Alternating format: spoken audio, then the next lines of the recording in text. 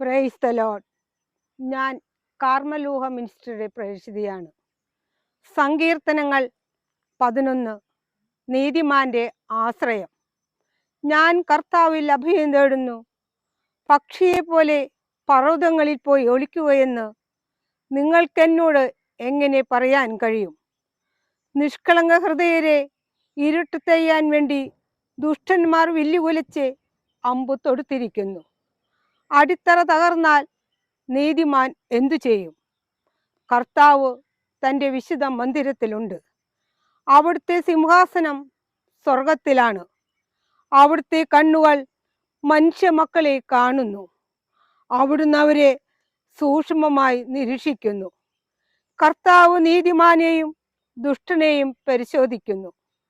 അക്രമം ഇഷ്ടപ്പെടുന്നവനെ അവിടുന്ന് വെറുക്കുന്നു.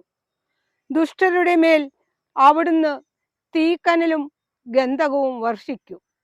അവരുടെ പാനപാത്രം നിറയെ ഉഷ്ണ കാറ്റായിരിക്കും. കർത്താവ് നീതിമാനാണ്. അവിടുന്ന് നീതിയുക്തമായ പ്രവൃത്തികൾ ഇഷ്ടപ്പെടുന്നു. പരമാർത്ഥ ഹൃദയർ അവിടുത്തെ മുഖം ദർശിക്കും. സങ്കീർത്തനങ്ങൾ 12.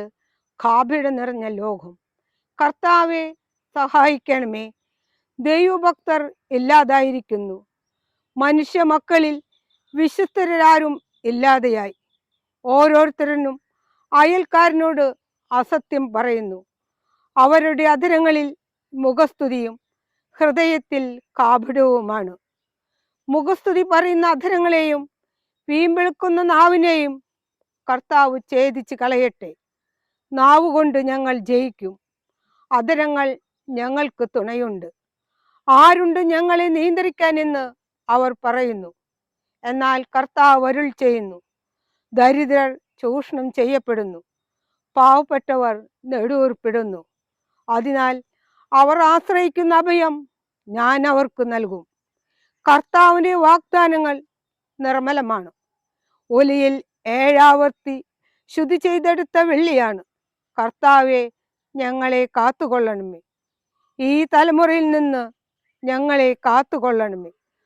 ദുഷ്ടർ എങ്ങും പരതി നടക്കുന്നു. മനുഷ്യപുത്രരുടെ ഇടയിൽ നീചത്വം ആദരിക്കപ്പെടുന്നു. Praise the lord. ഹല്ലേലൂയ.